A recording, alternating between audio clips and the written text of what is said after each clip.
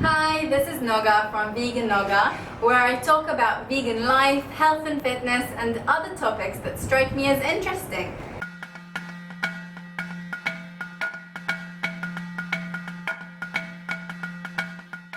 Today I want to discuss what I read on Veg News a few days ago. The German government is moving to protect its vegan citizens thanks to a proposal that will create a clear and legally binding definition of vegan when it comes to food packaging. The definition, unanimously approved by consumer protection ministers, makes clear that vegan foods are to use absolutely no animal products during any stage of production, taking special consideration to mention processing aids, additives, carriers, and enzymes.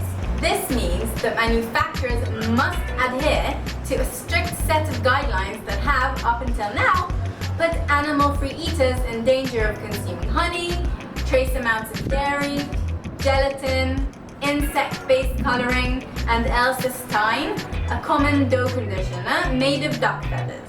As a result of this new definition, plant-based lifestyles will become easier.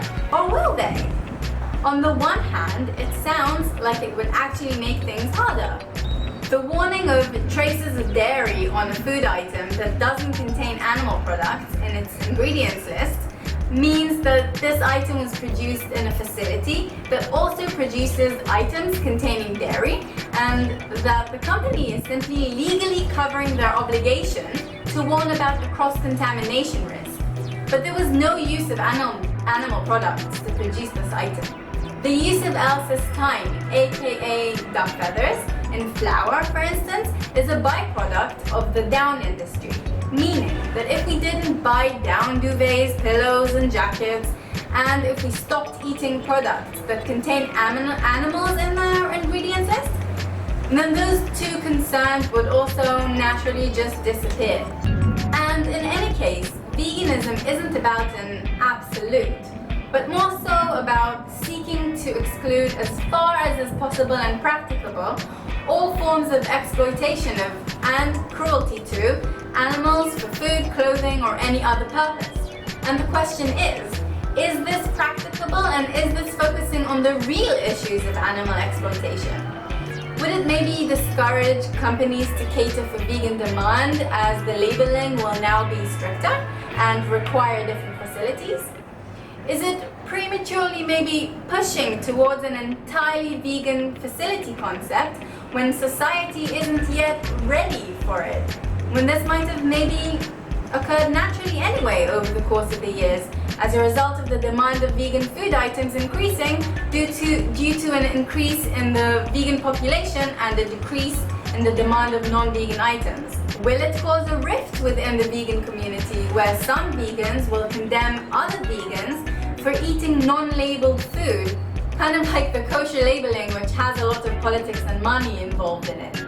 On the other hand, it seems like it will put an end to companies labeling food as vegan when in fact it contains honey, for example, and will also put an end to vegans having to manually check the ingredients themselves, or different additives with laboratory names that none of us have even heard of and ultimately are derived of animals.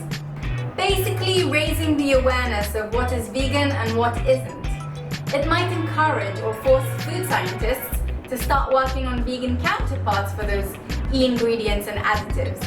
And maybe the strongest, most positive note of this whole thing is that it will create a precedent of veganism entering legislation, meaning it's being discussed in higher circles and might be the hint of a start of outlawing of animal exploitation in today's society. What do you think about Germany's move? Do you think it's good or bad for veganism? Let me know in the comments, and if you want to read the original article, I've given the link to it in the description of the video. Thank you so much for watching. Don't forget to give this video a thumbs up and subscribe for more. I'll see you in the next video. Ciao!